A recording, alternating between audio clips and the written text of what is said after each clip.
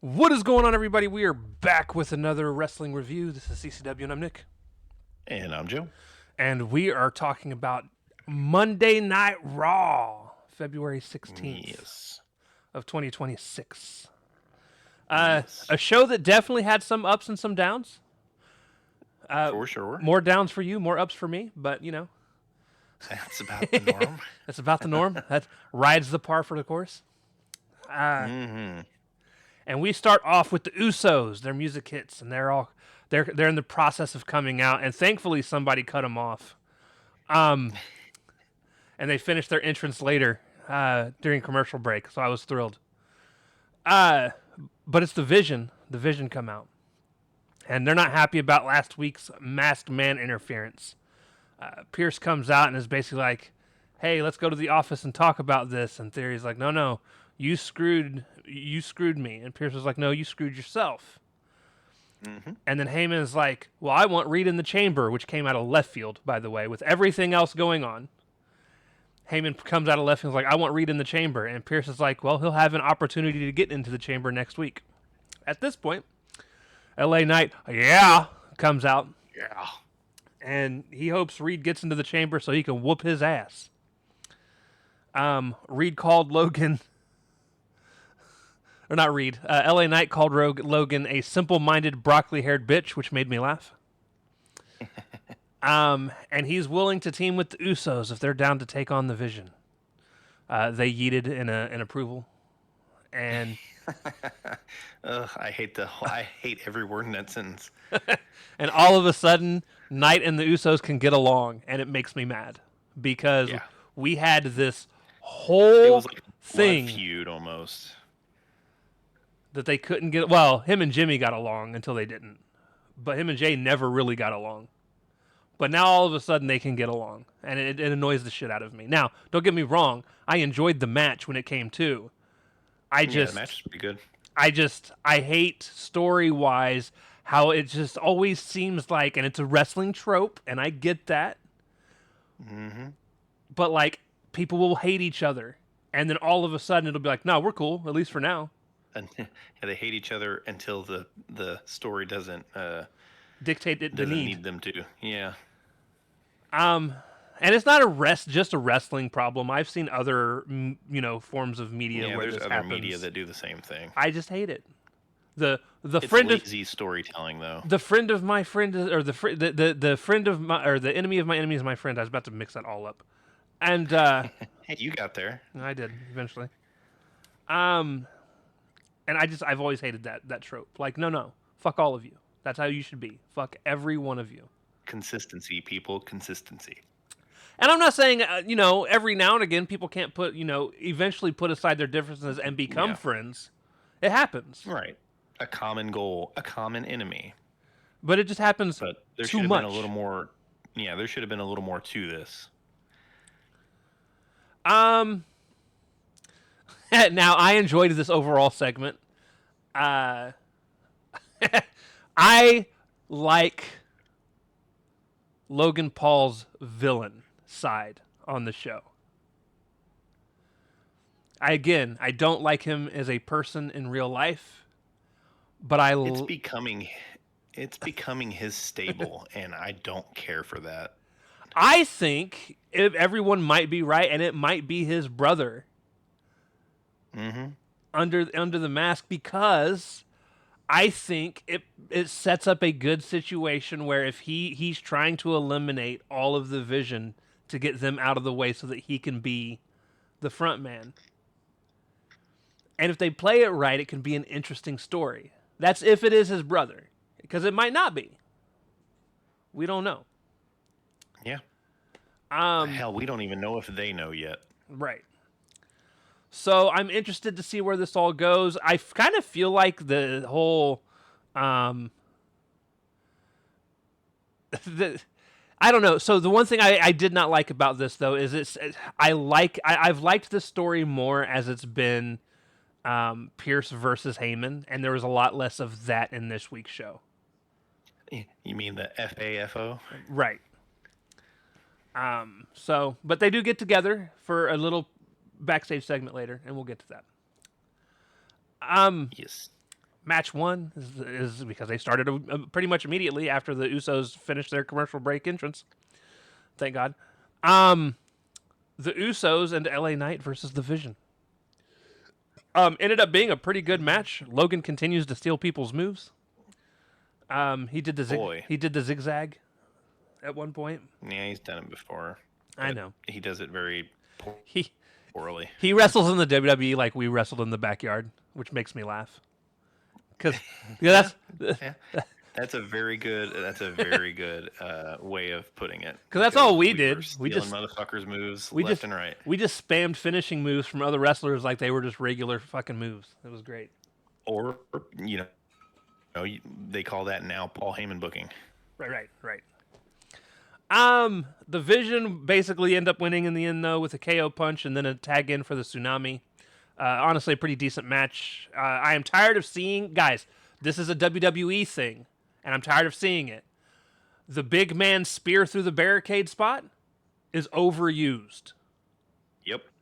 And more so that we can tell that you unclicked the thingy to make it easy to happen.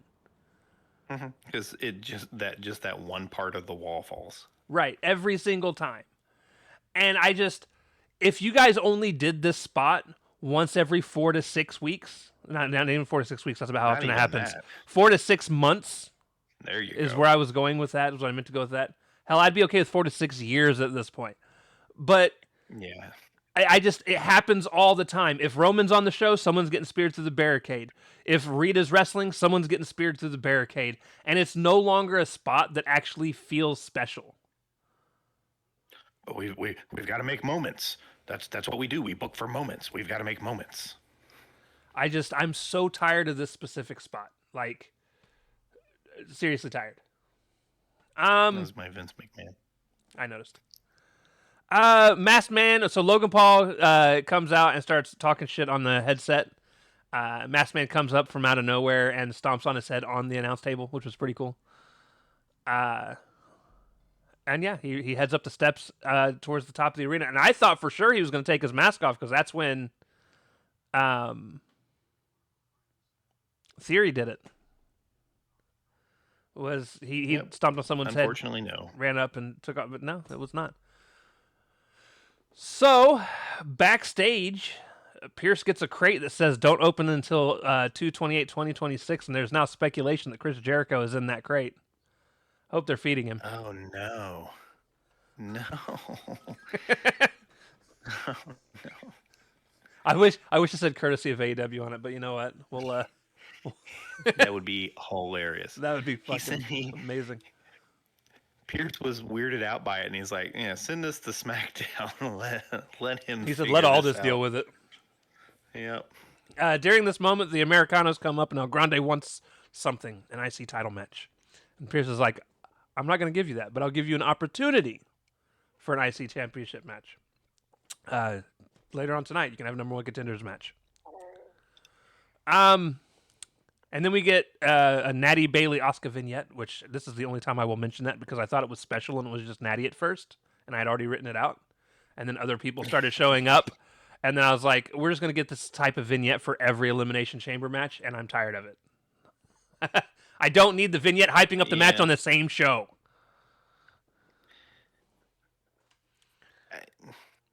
It was fine. It was fine. And then we get the match, and it's my match of the night. My match of the night as well. I think the ladies killed it. These women fucking killed it. So first and foremost, already you've got Asuka, Natty, and Bailey. All three of them very easily could be in the Elimination Chamber match. They could be 3 of the 6 participants. That's one of the things that I loved about this. It wasn't somebody getting shoved in with a couple of people that you know they're going to win. Now, I still felt like Asuka was going to be the one because you knew Natty was going to have something going on with Maxine at some point, and they're still building that up. The blonde girl, as I kept calling her today. Yeah. And then there's Bailey, who also could have won this match, but I feel like they're basically like losing her on her way out the door. Yeah, it's unfortunate. She ain't won shit. No, she hasn't. In a while. She's just putting everybody over, which I know she doesn't mind, but damn. Right. So Bailey hits the Bailey to belly. or Belly to Bailey. I don't know which way that goes. It was Bailey to Belly. On Asuka and got about as close to a 2.99 as you can get. Yeah, before Natty made the save. No, that was when Asuka got her arm up. But it was like, Asuka kicked out. Yeah, okay. it was. I'm thinking of another ball that Natty saved earlier. But it was just barely like the ref's hand was almost on the mat when Asuka's shoulder got up, and I was like, oh my god, they almost fucked that up. It was actually really well done. Asuka ends up getting Bailey in the Asuka lock shortly after that, and Bailey taps out. Yeah, she tapped out quick. Yeah, she did. Post-match, Maxine Dupree comes out and starts pretend fighting Nettie. Terrible. Her punches are pretty bad. They're awful. They're very, very bad. She's not the worst, but she's close. Yeah, she's in the ballpark. Her and Julia Hart. Both blondes. What you talk about, 90% of that women's roster over in AEW can't throw a punch. Let's be super fair. 80% of wrestlers, period, nowadays, can't throw a fucking punch. You're not wrong. You're not wrong. It is a lost art. It is a lost art. And if you guys want to see what I'm talking about, you want to see what Joe's talking about, right now, WWE Vault Channel is running a 90s wrestling, like the best matches of the 90s. And you want to see some good punch throwing? There you go. There you go.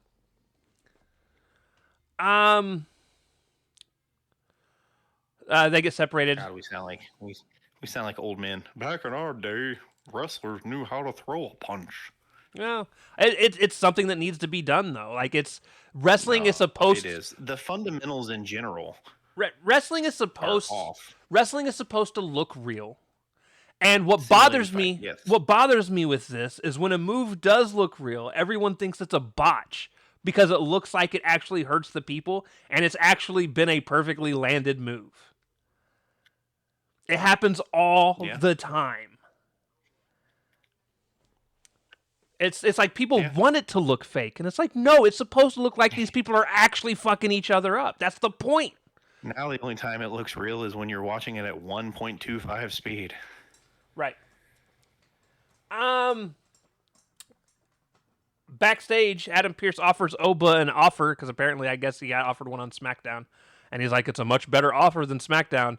And then Rusev comes in wearing his Rusev Day shirt. And underneath another shirt, but it was clearly the Rusev Day shirt. Right. And we get a stare off between the two. Shortly after this, Rusev posted on Twitter a picture of meat, by the way. So that's fun. That could mean many things. I feel no. We know what it means.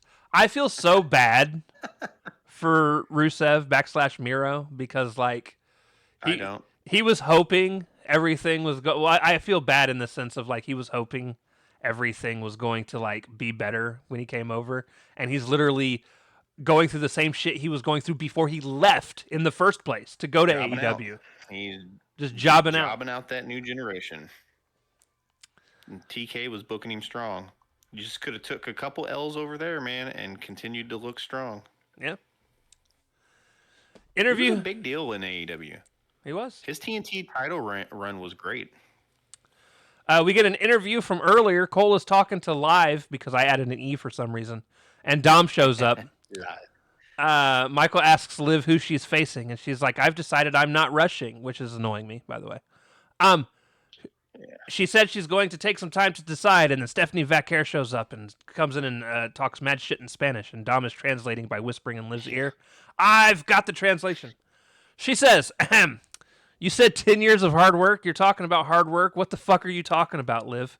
You haven't sacrificed anything. WWE has handed you everything from the moment you started here.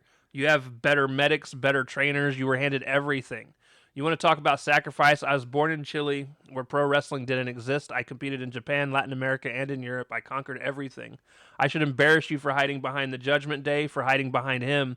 I will tell you something. I went through hell, and I made it mine, only to get to WWE, and this title is for all the women who have never had this opportunity.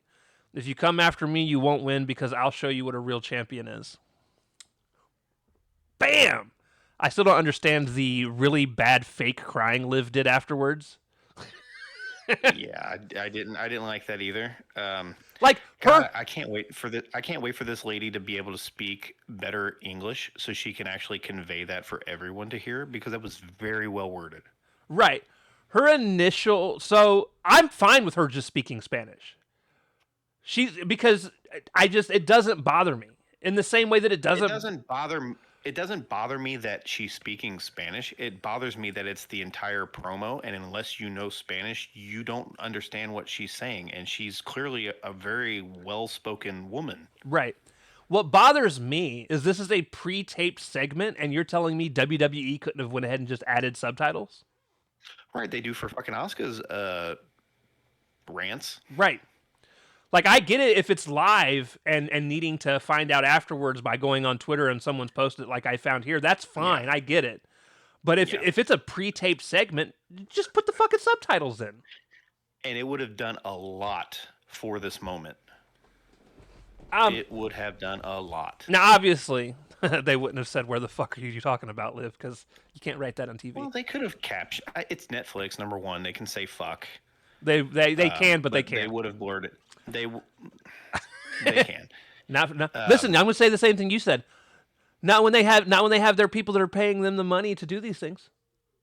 You're right. They would have blurred it to save the sponsorships because it's all about money. Here comes the money. But money talks. Yeah, here comes the money, money. Sorry, dollar, dollar. You can never just stop after starting it. It's amazing. No, you can't. You got to get to at least the dollar. I lost my train of thought. No, but the subtitles would have helped a lot because again, very well spoken woman. Undressed Liv. My biggest problem with this. So I loved the initial Liv looking upset. It was the moment she tried to cry and could not do it. Like that's where it lost me. I'm like, yeah. It'd have been better off if she would have just looked big mad. Right. Yeah. Yep. So, eventually, she walks out. Liv looks upset. Terrible acting. We get an in-ring segment. Punk comes out, and he's like, Balor's earned this ass whooping. He says he's pissed a lot of people off in the higher ups for all this. He's like, but you know what? He's made a career of this. He's the best in the world at pissing people off. I just threw that in there myself. I hope he doesn't get hurt during this match. Balor comes out, and he actually does his entrance taunt, which made me happy. Dom comes out shortly behind him, followed by J.D. McDonagh. They surround the ring, and Punk is ready to fight. He's got the mic all backwards and everything. He's ready to start pounding people in the face with it. Balor says they aren't here to fight. They're here to be crystal clear. Balor runs down the things he's done as far as like working in Japan, working in all these other places. Kind of like what Mexico, Stephanie Japan, just said. Europe. And then he's like, all the stuff that I've done, I'm actually the best in the world. He's like, and when I win, it's not jeopardizing the main event, it's making it better, which is probably one of the best lines he's had in a long time. Quite enjoyed it. Yep. Punk's like, why are the two idiots with you? He's like, I know who you are. I mean, I know who you were. He's like, but all those great things, you did it alone. And I immediately yelled, bullshit. You must not have remembered the Bullet Club, buddy. Well, he's mostly talking about the beating Roman Reigns on your first night on Raw and things like that. No, but he specifically said all the things you did in Japan, all the things you did over here. You did it on your own. You're only supposed to think about the shit in WWE. Well, I'm supposed to think. This motherfucker needs to think. He's the one putting on the promo, not me. Yeah, I know. Anywho. He was too busy pandering. So Punk says the Judgment Day is an anchor around his neck, which I don't disagree with. Me neither. He said Dom has 2 titles and hasn't defended either of them, and JD needs help getting in the ring because his head is so big. At which point the crowd starts chanting bobblehead. Amazing. Yep. I was thinking, I looked at Chris and I said, I can hear Nick popping all the way from the other side of town because of that. Punk turns his back on him and is like, I dare you to prove everyone right.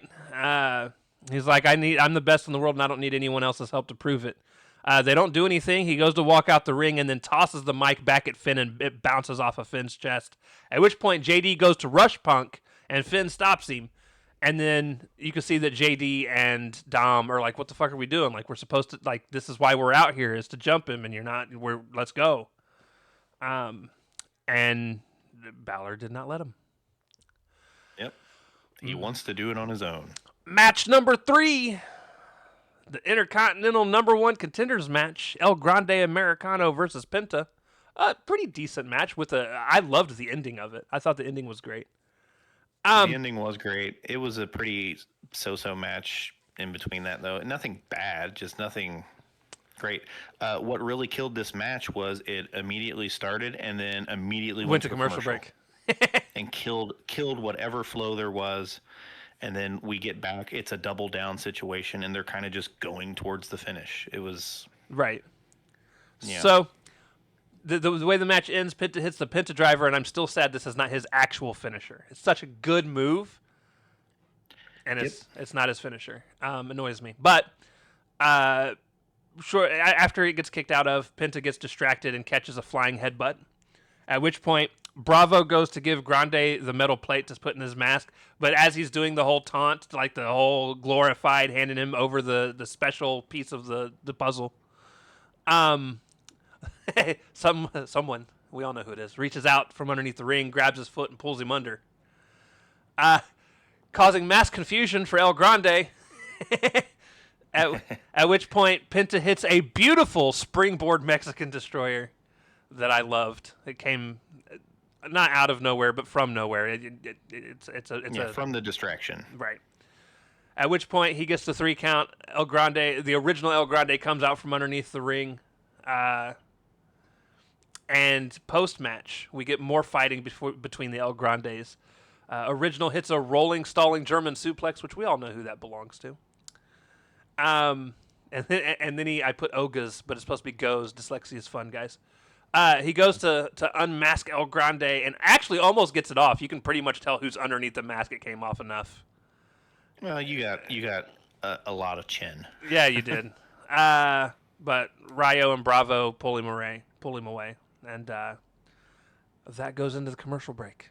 We're totally getting a mask versus mask for WrestleMania. Absolutely. And it's so funny because it's mask versus 2 people that aren't even Hispanic, and it's for luchador. Like, I love this. It is my second favorite story going on in WWE right now because of how ludicrous all of this is. Like, I was the most over guy in AAA is a white dude pretending to be Hispanic. It was a European dude, and he's not even American. Like, he's European. He's European, pretending to be Hispanic. And the most hated dude in AAA right now is a white dude pretending that he is also Hispanic, but is like apparently the bad guy in Mexico for all of it. Like, that's fucking hilarious. I love all of it. And we're gonna get a Mania match between the 2 of them for a mask versus mask, and I think it's fantastic. I still hope we get a 3v3 match because I really do hope that the Creed brothers end up also wearing El Grande Americano masks because I think it would be fantastic. Just finish that story. But let's make sure that it ends, right? Like, at some point, I want everyone to be unmasked and just be back to who the fuck they are. Thank you. Not that who they are. They be a little bit better than that. That's his taunt, though. Yeah, no. The Shoosh stuff was left back with whichever Alpha it is, because I don't remember Alpha which Academy. one they are. Alpha Academy, American Alpha. I don't remember which one it is. There's way too many America stuff going on in this little thing right now. Post match. Oh, I already said that. Backstage, Liv is still pouting. JD is trying to talk some sense into Finn, and Finn wants to do it himself. Finn says if JD really wants to help, he'll let him do it alone. And JD's like, fine. And he walked off all pissy. It's like, dude, you haven't been around long enough to be that mad. Calm down. Right? He wants him to be a tag team and go for the tag team titles. Poor Dom is Finn's outgrown that. Poor Dom is in the background trying to like get them both to chill out because, like, guys, I still have a match. I've got things going on. I need you. And then everyone goes their separate ways, and he's just kind of on his own. He's just sitting there with his hand with his dick in his hand, like, oh shit, what do I do now? In ring segment, AJ Lee comes out, and she says she came in for moral support last week and left as the new #1 contender for the Women's IC Championship. The last time she had a title around her waist, it was a sparkly pink butterfly, and she made that title. She said there's a women's division before AJ Lee and then a women's division after, and you're welcome for that. And I loved that line because she's not wrong. But, to be fair, He didn't do anything. the women's division changed again with the four horsewomen. You can thank Becky for that. Well, you can thank Charlotte and Becky and Bayley and Sasha. And they won't say Sasha, but she will say something along the lines of you can thank. Like, I wish she'd have been like, I wish she'd have thrown that back in her face during the comeback and actually been like, wrestling changed again when the four horsewomen happened, and you can thank us for that. Like, yeah. It would have made a good counter argument, but they're too stuck. It would have made this segment better. They're too stuck in Becky being like afraid of AJ. Yeah, I'm tired of that. And I don't get that aspect from her because she's never been a cowardly heel. As a heel, they fought just a couple months ago. Right. There should be no fear. They've done this before. But AJ goes on and is like, I want to face all of the women in the back. She lists a bunch of names. She's like, but for now, all roads lead back to Becky. She's like, I gave Becky a 10-year head start, and she still hasn't caught up. I don't agree with this. I think Becky has far surpassed where AJ's at, or was at. I agree. She's had multiple world championships. She's had main events at WrestleMania. Career. Yeah. She has several times lapped AJ. Now, is she as big a face as AJ? Probably not. It's not right now, anyways. At one point, definitely. She was the biggest face in the company. So even Becky's a big deal. Yeah. Big time Bex. Now, she does call out Becky, and Becky comes out, and she's like, this isn't going to be an AJ title run. It's a chance to gather up everyone that likes you in your hometown for a proper send-off to give you the retirement match that you never got or deserved, which I loved, that comeback. She was like, there was a time before AJ, and her gift was her leaving. For 10 years, Becky has been making history, and AJ has been making comic books. Dude, her whole comeback was amazing. I still just wish she'd have thrown that in there as like you could thank the four horsewomen for that type thing, because she should have. The segment got better when Becky came out to do the rebuttal until she got in the ring. And then it fell apart. So AJ tells her to come into the ring. She's like, we could throw hands right now. Becky takes off her coat. AJ gives her a chance for the first swing. Becky gets in the ring, wants to hit her, and then is like, no, Becky's over dramatic waffling of doing it, not doing it, and shit just went on way too long. Right. She was like, I know what you want. You want a reason, an excuse to why you will lose at the Elimination Chamber, and I'm not going to give that to you. And she's like, it was a good line. And then she was like, I also don't fight in Memphis, and walked out. Yeah. So it could have been so much better than it was. But it just wasn't. I loved this whole segment. There were a couple moments that, like, again, the Becky, I don't like apprehensive Becky.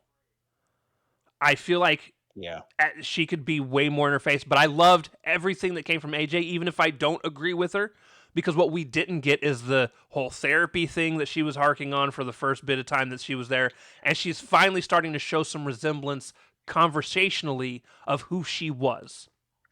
She came across very conceited. She always has. You say that, but she always has. That was her whole thing when she was here the last time. She was the crazy chick back then. Yeah, but she was still very conceited. Yeah, I don't know. It just... You don't tell somebody that skill isn't sexually transmitted just because you're crazy. That's a very conceited line. But it was very accurate. Yes! She wasn't trying to sleep her way to the top. Correct. And the other ones kind of were.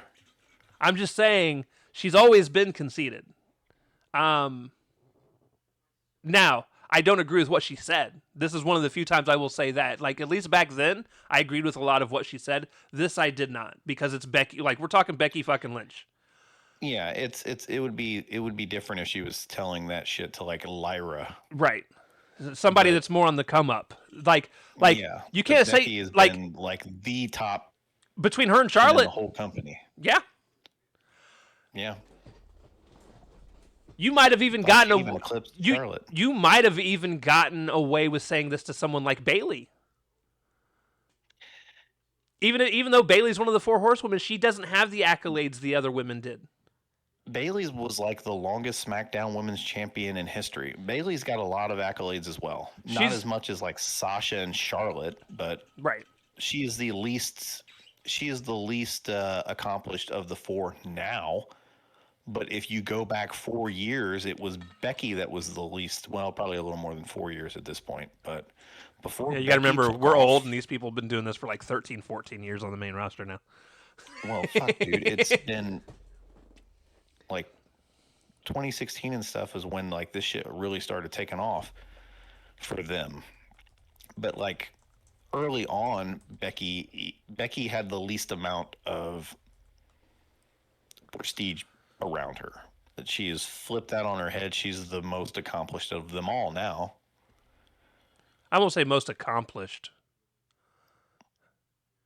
Maybe if you're taking Charlotte like would be maybe if you're taking full on career in terms of like acting gigs and things like that, yes. If we're talking about wrestling, just purely wrestling, Charlotte's got the title wins. yeah. She's also got the title losses as well. Well, And that she comes along with disappears being for a champ. long. She disappears for long stretches of time as well. But Becky's long stretch of time gone was a baby, I not a knee. listen. I am so glad they went this route though, because if we'd have started off AJ's return with her going after one of the Bellas, I'd have lost my shit because I lived through that whole saga already, and I was really worried that when AJ came back, that's what it was going to be. And I'm That would have been awful. so happy that that didn't happen. We've already lived that. So backstage, Pierce runs into the Vision. Theory is pissed about Logan getting stomped, and says that, and Pierce is like, "Yo, this masked man is just as big a problem for you guys as he is me, or just as big a problem for me as he is you guys. Whatever, you know what I mean." Same different. And Reed's like, "That's okay, because I'm a problem solver. When I catch the masked man, the problem will be solved. Just like when I win my match to get into the Elimination Chamber, that problem will be solved too." I actually hope Bronson Reed does get into the Elimination Chamber. I think he will. But we'll see. We'll see. One of them has to be in. It just makes sense that it's him since he's the last one left. It's gonna be Logan just for you. Oh, yay. We then find out that we're going to get a tribute to AJ Styles next week, and my guess is, one, they'll announce his induction to the Hall of Fame, and two, it's going to be a perfect excuse to have Gunther come out and interrupt it. For Cheap Heat. Yay. Yep. Match 4, elimination qualifier, Javon Evans versus Gunther versus Dominic Mysterio. Which, listen, the match itself was just okay overall. I have a love-hate relationship with everything going on in this match because so Dragon Lee comes out, takes Gunther out with a ring bell, which is, I mean, it's fair. I get it. I don't know if I give a crap about Gunther and Dragon Lee having this feud because, like, Dragon Lee hasn't done enough is so under Gunther's level that to warrant this. Yeah. However, I have a love-hate relationship with Javon winning as well. So, do I think Gunther should have been the one to make it into the Elimination Chamber? Absolutely. Of course. But I love that they threw a fucking swerve in there. Because that's always my problem with Raw. This is one of those matches where you looked at the trio and you said, "Oh, Gunther's absolutely winning this." And then they were like, I would have much rather it just been Gunther and been right, though. But Javon is going to give us those high-flying spots that the rest of the old fuckers in this thing aren't going to be able to do. Yeah, he's there to do the Kofi spots from 20 years ago. Because let's be fair, let's look at the people that are currently in the Elimination Chamber. Randy Orton. Randy Orton, who's like 53 years old. LA Knight, who's like 52 years old. I was 48, but I'm just saying, right now it's the oldest Elimination Chamber that they've ever had. oh, so they're younging it out. Who's the next one? You're gonna put the fucking the unborn Uso in next just to get the fucking age countdown. They're gonna bring Zilla in. No, I don't know what they're gonna do. They need somebody that's at least going to be able to carry the speed in that match, and Javon's gonna be capable of doing it.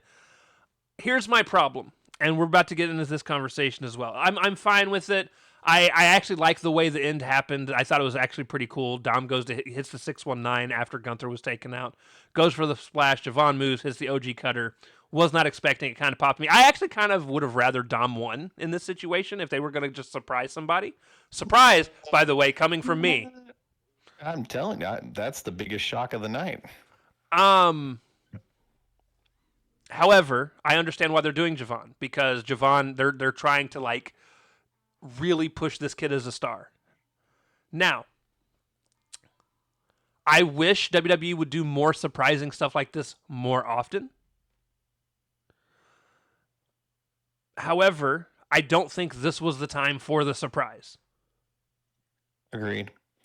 I don't like Javon Evans that much. It's fine, Joe. And not that that's a prerequisite for him to be in any kind of spot, but I would have rather like been Trick Williams or somebody like that who's a little more established and probably a little more ready for the thing instead of just none of them are going to jump off a pod. Seat. They need at least one person that's going to be that high flying person that's going to do all the crazy shit. I mean, they've had plenty of matches that haven't had that though. That were elimination chambers. When was the last one you can remember? I don't know. I don't watch a lot of these. I'm just saying it hasn't happened in a long time. Now, with that being said, there is an actual easier fix to all of this that no one is talking about. They need to get rid of the Elimination Chamber pay-per-view and make it a special event again. So I'm okay with it being for the person who goes to challenge for the other title. I think it is a grueling match that the winner deserves. It's not even a grueling match anymore. They padded out the fucking floor. And I get it, safety. Woo, cool, yay, I don't fucking care.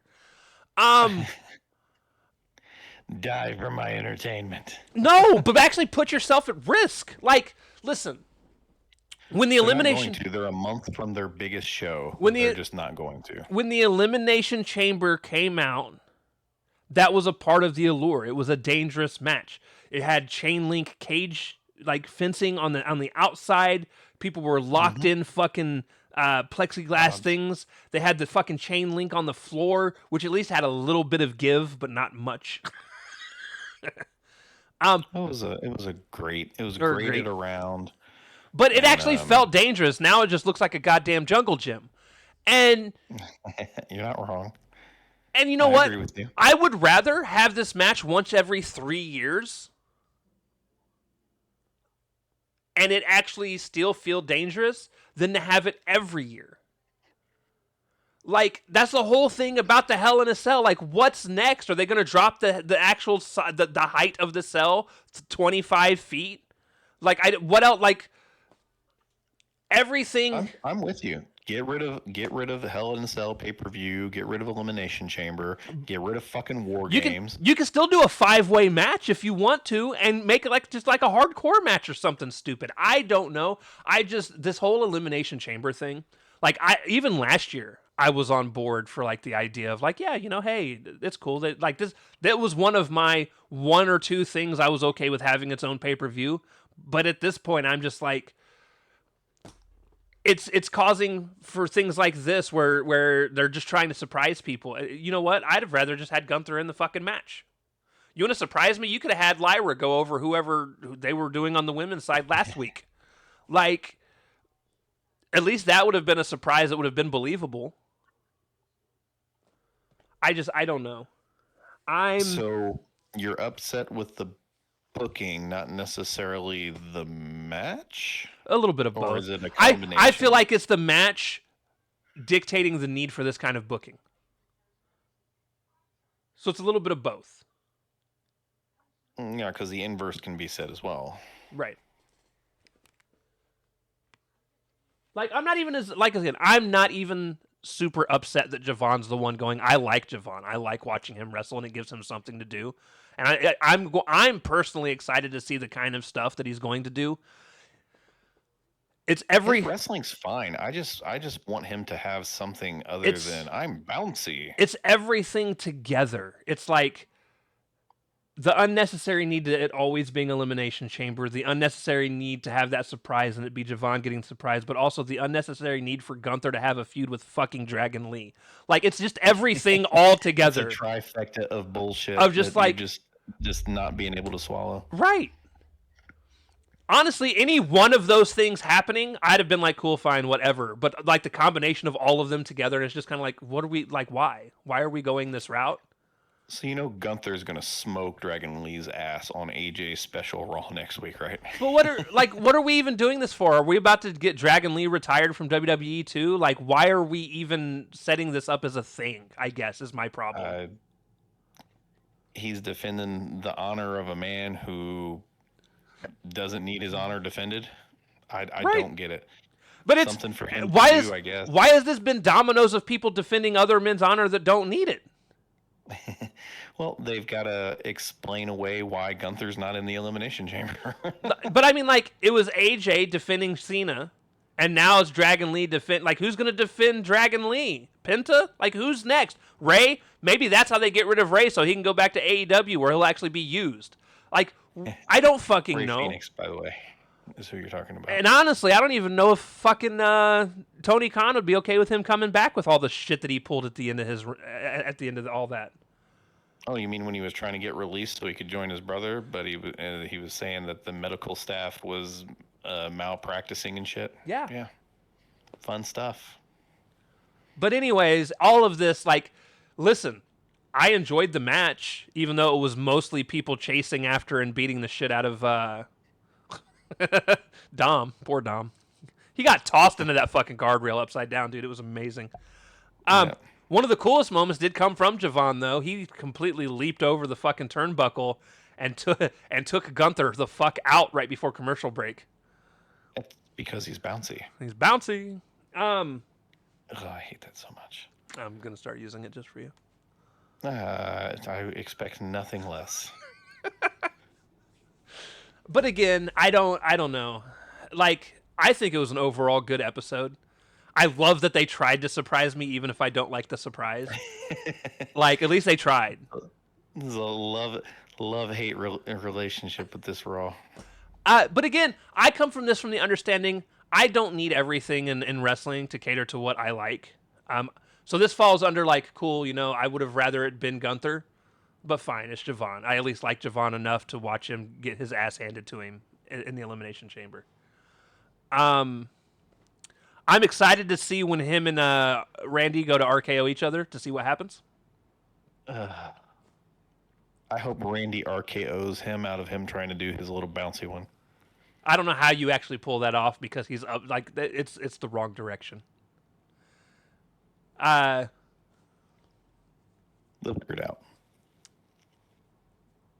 He's bouncy. Maybe he'll go to do it to somebody and they'll catch him and then push him off into an RKO. Like that's the only way you can really do that. I'm sure they'll try to find some way and it'll look like absolute shit though.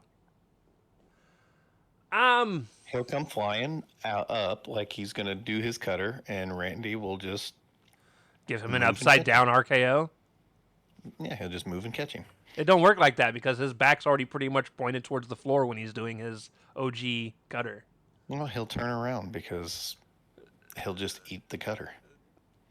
It'll be something weird like that. I could definitely see him going for like his silly bouncy thing off the ropes where he goes to like how he bounces to come back for like a clothesline or whatever and then eating an RKO. Like that's a possibility. Hey, I'm okay as long as he eats an RKO. And he will. Look, there's time. Who are the people in the Oh men's? God, dude. Is it Because just Randy? Cody's in the match too. And There's so many cutters in this he's match. old too. Like, look, There's Cody's not that old. this is the geriatric fucking elimination chamber. Like, they're eliminating life at this point. It's Dude, fucking. maybe you're right. Maybe it is Jericho in that box, and that's how he gets to the elimination chamber. See, another old person. I'm just saying. I actually don't listen, guys. We're getting old. Come on. I don't. WWE leans old, anyways. Though their main event scene is going to be real weird, real soon. Yeah, because everybody is aging out. Everybody's aging out. I don't know if you guys were there for like 2015 and until like 2022 or 3. You want to talk about a weird time period in WWE where like people had started aging out and disappearing and things changing? The only consistent at that time was Cena and Orton. And they both kind of went away. Well, recently. And to be fair, Randy hasn't. Randy was only gone for like a year because of his injury, right? But he's on a completely different show, so no wonder we don't ever see him. Well, even before that, Randy's gone constantly because Randy constantly gets hurt. Right. He does. Knee, back, shoulder, fucking everything. Hip. But, yeah. But yeah. Overall, I enjoyed the Raw. The promos as a whole, as a show whole, I felt were better than it has been. But even still, nothing's gonna, dude. It's gonna be so hard for them to even come close to matching what Punk and Roman did. Punk and Roman. Yeah, you're not gonna get.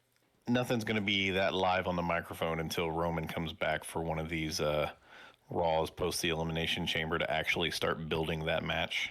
You know, guys, don't you just love when part-timers win the Royal Rumble? It's amazing. Yeah, it's great. And you motherfuckers probably wanted it.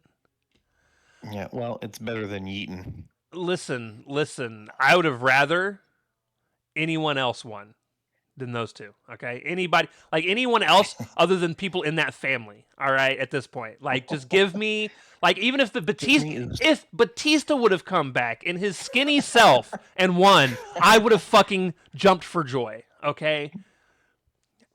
This is I walk alone. like, even if it would have been Jericho, if Jericho would have came back for the Rumble, won, and then high guysed on the way out, hi guys, I would have cheered. I'm sitting under the learning tree. But instead, it's got fucking Roman and Jay back to back. Like, this is bullshit, dude.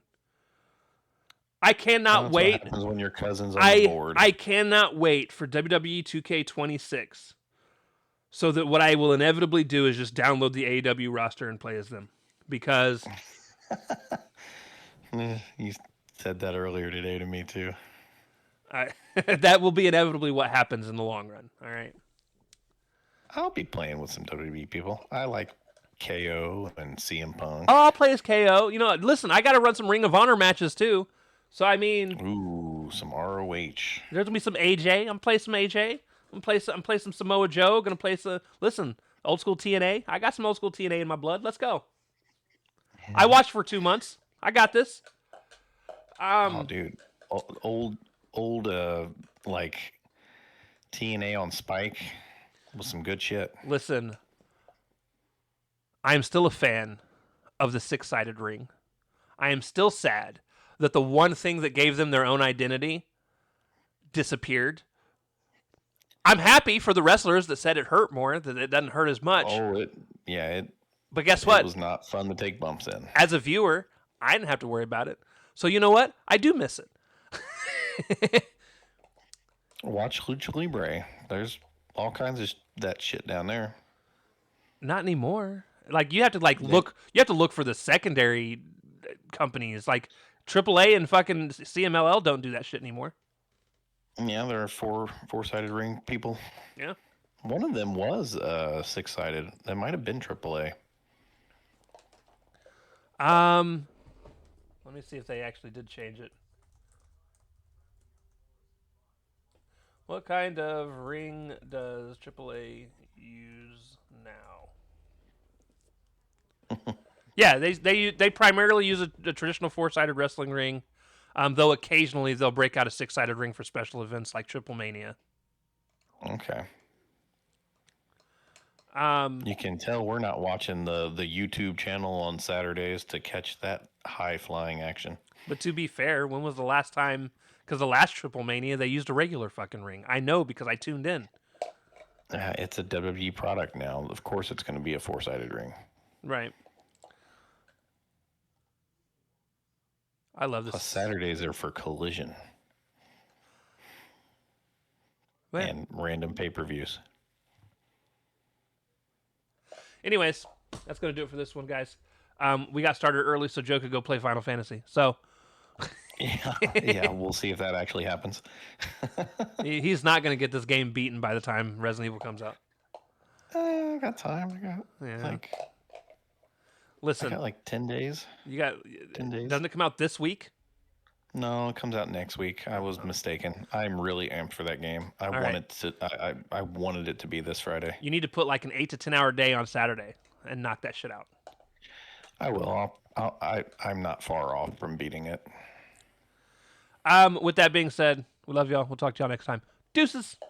Later.